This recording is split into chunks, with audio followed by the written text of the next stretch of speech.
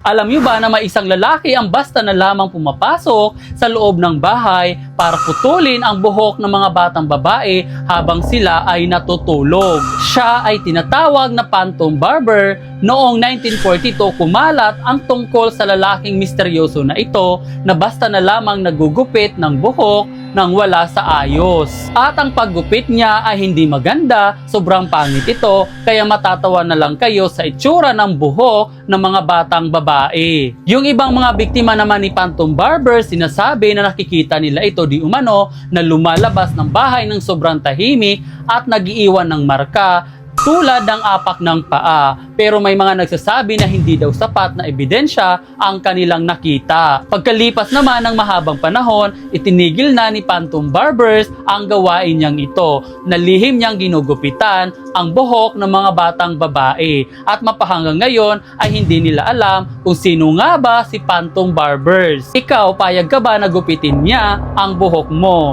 Maganda pa naman tingnan sa mga batang babae kapag mahaba ang kanilang buhok, lalo na kapag malago ito. Maganda ba buhok mo?